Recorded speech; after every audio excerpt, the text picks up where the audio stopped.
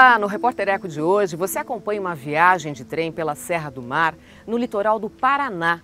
Conheça também as receitas saudáveis de uma chefe de cozinha que defende o uso de alimentos cultivados perto do consumidor. E ainda saiba quais são as vantagens ambientais do uso de madeira de reflorestamento na construção civil. A madeira, quando tirada com controle, sem ameaçar as florestas, pode economizar energia e tempo no canteiro de obras. Silvia Corbucci ensina a preparar pratos a partir do conceito do locavorismo. É um movimento que propõe utilizar os ingredientes locais com incentivo à agricultura familiar. E um passeio pelos trilhos que cortam uma região de montanhas coberta por um dos fragmentos mais preservados de Mata Atlântica.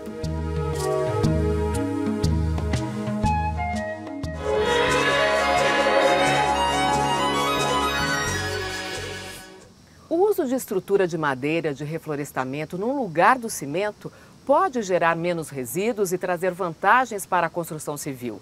Mas é preciso saber qual é a origem do produto para evitar o corte ilegal de árvores.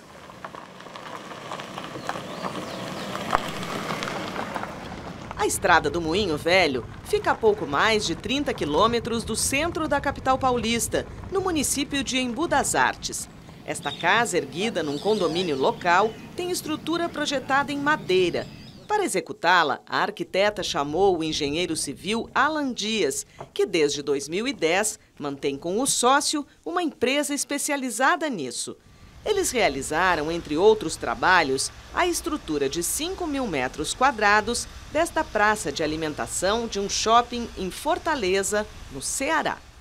A própria árvore já é um pilar, né? Já passou ali pela prova de teste na floresta, pelos ventos, então ela tem uma resistência muito alta e em comparação ao peso, né, a madeira é super leve e altamente resistente. A montagem das estruturas de madeira são muito rápidas, é como se a gente estivesse montando um Lego, né? A obra gera menos resíduos. Não é preciso usar madeira para fabricar as formas para os pilares de concreto, que acabariam indo para o lixo. Como não se prepara mistura de cimento para a estrutura, também há economia de água. Para crescer, as árvores absorvem gás carbônico da atmosfera e liberam oxigênio. Esse ciclo é favorável para evitar a intensificação do efeito estufa, que é um fenômeno natural, mas quando intensificado, é responsável pelas mudanças climáticas no planeta. Segundo alguns estudos, a substituição do concreto armado pela madeira na estrutura das construções é vantajosa para o meio ambiente. Comparando madeira com os outros materiais de construção, que são basicamente o concreto, que é o cimento, e o aço, né?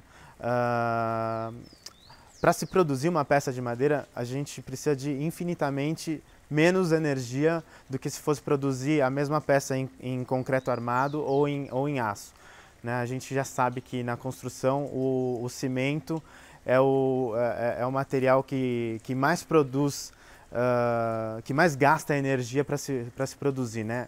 E o aço mais ainda. Aqui está sendo usado eucalipto laminado colado, de reflorestamento. É preciso prestar atenção à procedência da madeira. Várias áreas de vegetação nativa no país estão sendo devastadas para dar espaço aos plantios. O engenheiro também trabalha com madeiras nativas e afirma que é essencial escolher bem os fornecedores. Algum deles tem o selo verde, né, que é o FSC, que é o selo de sustentabilidade. Alguns têm um selo regional, que é o selo da madeira legal, e todos eles têm que ter o selo que se chama DOF, que é o documento de origem florestal, que está certificado pelo IBAMA de que aquela árvore foi tirada da floresta de forma legal. As desvantagens no uso do material podem ser contornadas com alguns cuidados. Se ela começa a absorver água, ela começa a criar fungo, né, nela, e aí com o fungo a gente vem com os insetos xilófagos, que são os cupins, as brocas, e isso vai começando a deteriorar a madeira. Então, quando a gente vai construir com madeira, a gente evita ela tocar o solo, porque se ela está dentro da terra ou concretada, vai pegar muita umidade. A gente evita ter beirais muito pequenos para a gente poder proteger a madeira. Então, assim, o grande inimigo da madeira é a água. Alan Dias acredita que vai aumentar o interesse por estruturas deste tipo na construção civil, a exemplo do que acontece na Europa, Canadá, Estados Unidos e Japão. O ciclo de vida dela é pequeno comparado com o extrativismo que é do cimento e do aço, que são milhões de anos para a natureza produzir. A madeira em 12, 15, 20, 30 anos você já tem uma árvore pronta para se construir. E meu sonho é ver que no futuro a madeira esteja presente assim 100% das construções, né? O mundo inteiro já sabe disso.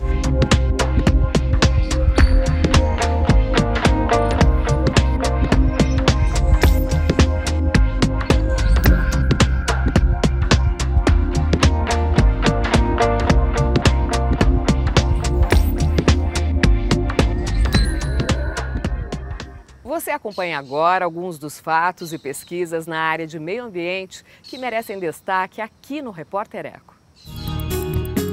A Amazônia brasileira é responsável por 4 a 5% das emissões mundiais de metano, um dos gases que intensificam o efeito estufa da Terra.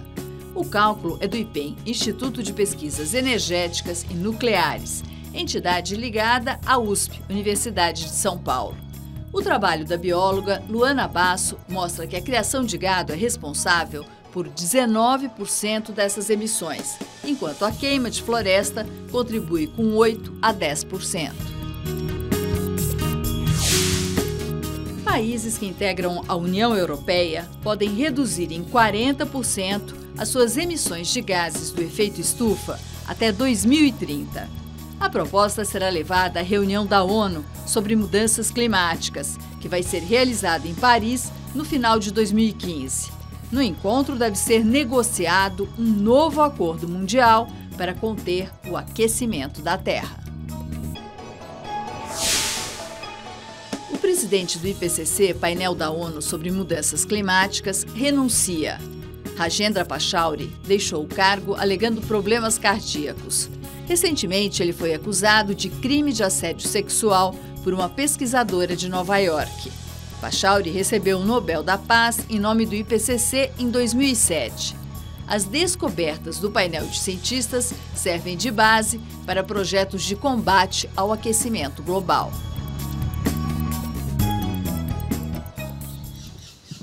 Aguarde, porque tem mais! Uma viagem de trem pela exuberante Serra do Mar, no Paraná. E a seguir, uma chefe de cozinha ensina a preparar pratos saudáveis com ingredientes frescos, plantados e colhidos o mais perto possível. O Repórter Eco volta daqui a pouco.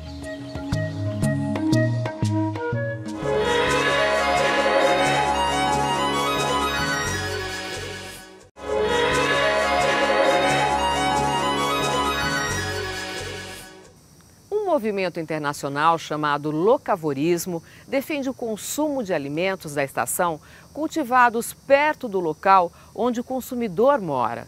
Uma das seguidoras dessa nova atitude ecológica é a chefe de cozinha Silvia Corbucci.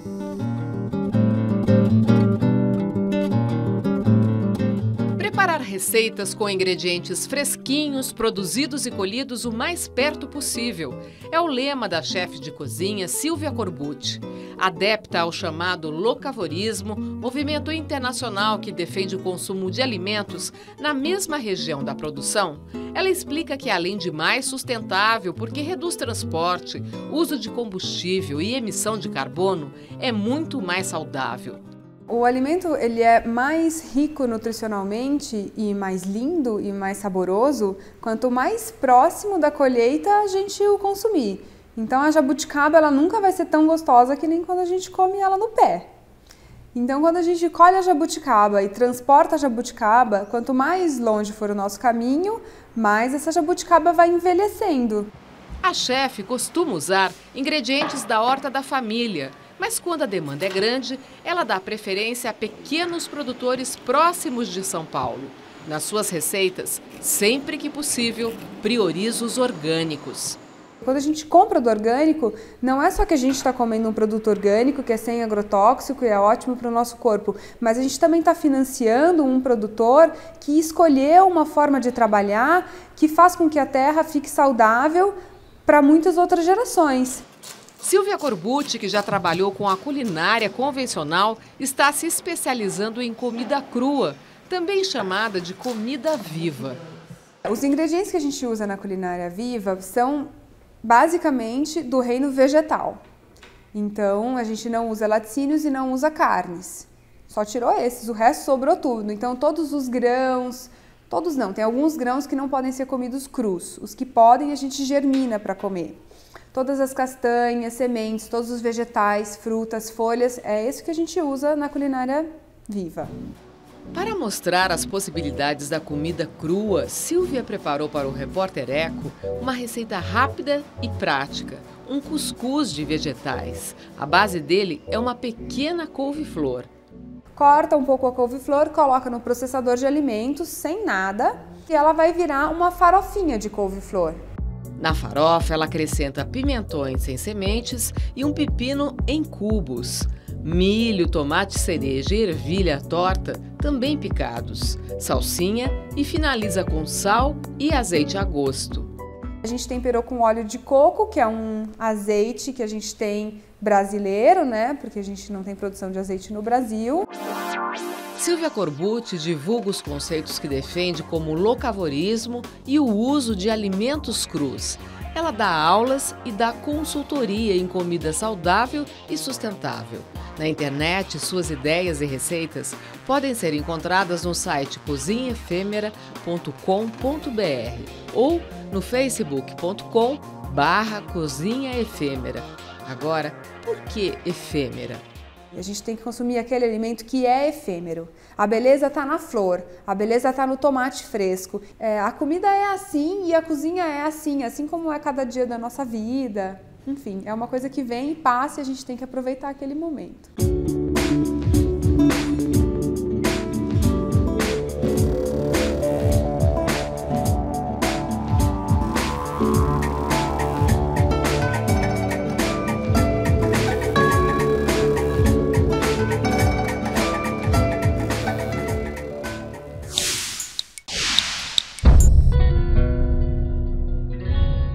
Está se anunciando que chegou a 1 milhão o número de projetos na área de cisternas de placa e captação de água no semiárido brasileiro.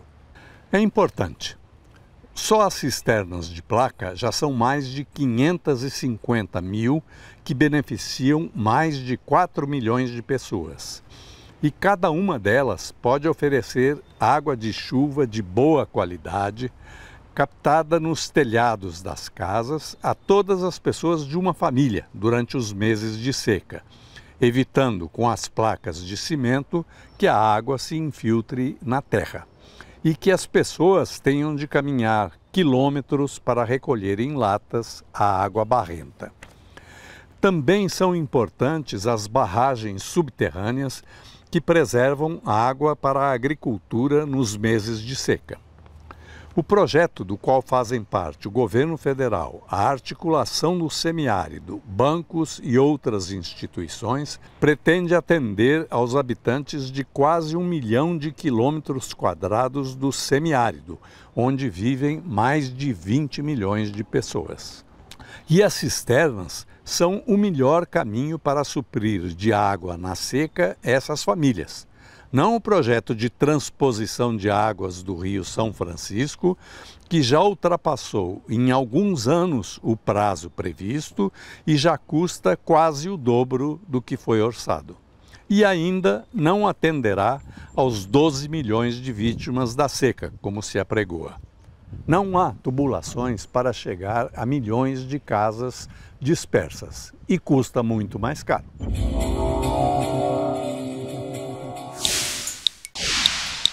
Chegou a hora do vídeo que a gente escolheu para você na internet.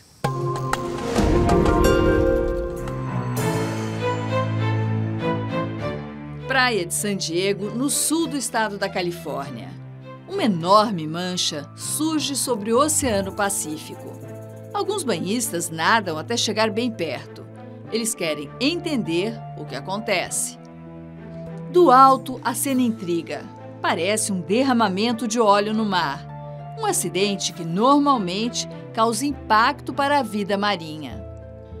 O fenômeno levanta mais dúvidas. Quanto mais as pessoas se aproximam, a mancha se movimenta, como se tentasse fugir dos curiosos. Com fôlego e coragem, os banhistas mergulham. E o mistério é desvendado. Trata-se de um cardume de anchovas, peixes pequenos de escama azulada. São encontrados em todos os oceanos da Terra e costumam ser um alimento importante para as outras espécies. A exemplo dos pássaros, que se movimentam sempre em bandos, como os estorninhos, as anchovas nadam sempre em grupo, formando uma aparente mancha, que se move em conjunto para se defender dos predadores. Um fato comum na natureza, que surpreende ao primeiro olhar.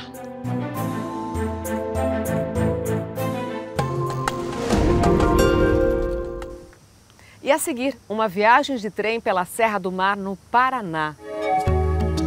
O passeio pelos trilhos revela um dos maiores e mais conservados fragmentos de Mata Atlântica. O Repórter Eco volta logo mais.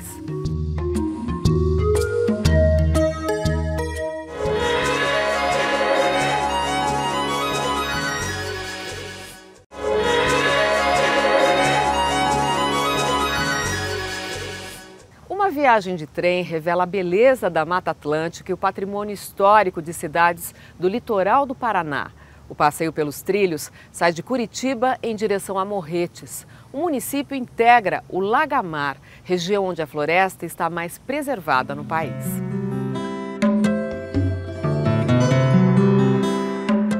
Do alto, as imagens revelam a paisagem cruzada pelo trem na Serra do Mar, no Paraná. Algumas destas montanhas são chamadas de Serra São João, Marumbi, Graciosa. A formação entre a capital Curitiba e o litoral norte é coberta de Mata Atlântica, um dos biomas mais ricos em biodiversidade e mais ameaçados do Brasil. Junto com o território do sul do estado de São Paulo, forma um dos maiores e mais bem conservados fragmentos da floresta. A região é conhecida como Lagamar. Abriga espécies vulneráveis que só ocorrem aqui, como o papagaio da cara roxa. Para garantir a qualidade da vida humana, a qualidade de recursos que a natureza oferece, água, recursos pesqueiros. Então é super importante preservar toda essa região.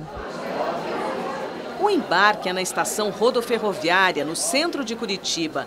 Na plataforma está o trem que acomoda mais de 1.100 passageiros. Muitos vieram porque é raro poder usar esse meio de transporte no país.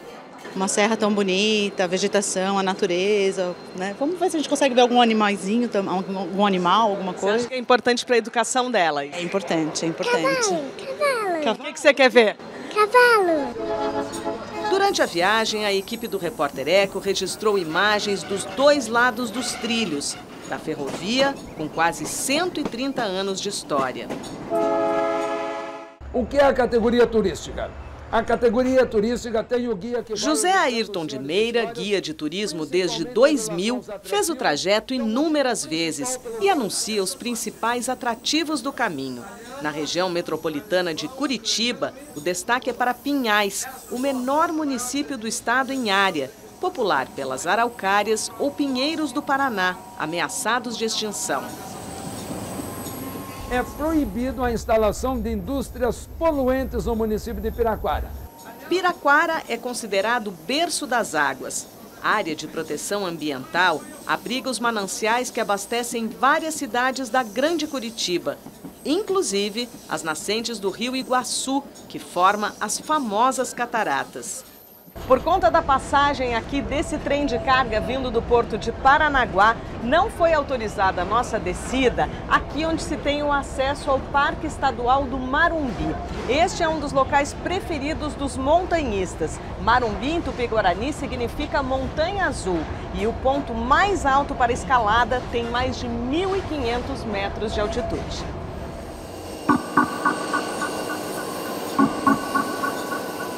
Túneis que deixam os vagões na escuridão por alguns momentos, paredões rochosos, pontes antigas, rios com pequenas corredeiras. Conforme a viagem de 110 quilômetros avança, a paisagem se torna mais interessante e a vegetação mais rica. São pelo menos 3 horas e meia de contemplação. Faziam 40 anos que eu não andava de trem. Matei as saudades. Ele é muito interessante no sentido cultural, no sentido também de uma conscientização de todo esse patrimônio que eles conservam. Ponto final do trajeto. Os viajantes vão conhecer a cidade histórica de Morretes, fundada em 1773, antigo território dos índios da etnia Carijó, à beira do rio Nhundiaquara. Os restaurantes servem o tradicional barreado. O prato de origem açoriana é um cozido de carne servido como um pirão, misturado com farinha de mandioca. O que acontece? Se o nosso barreado está bom, ele está no ponto, ele nunca pode chegar a cair. Se ele cair, é porque não está no seu ponto certo.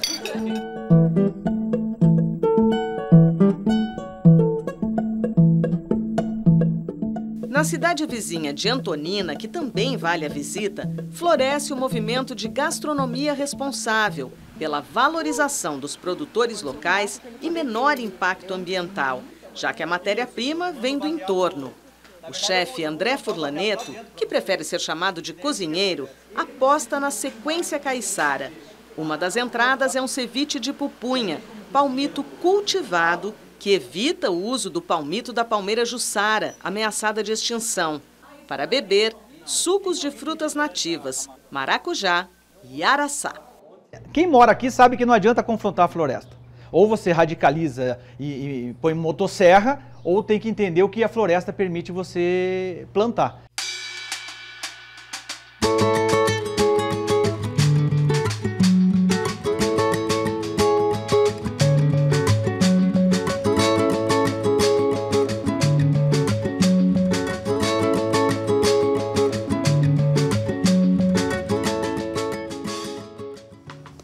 Se você quiser rever as reportagens, entre no nosso site. Anote os endereços na internet. cmais.com.br/repórtereco. No Facebook é só curtir a página facebook.com/repórtereco. E o programa de hoje encerra com um ditado popular africano que diz o seguinte: se você quiser ir rápido, vá sozinho. Mas se quiser ir longe, vá acompanhado. A gente se encontra no próximo Repórter Eco. Até lá!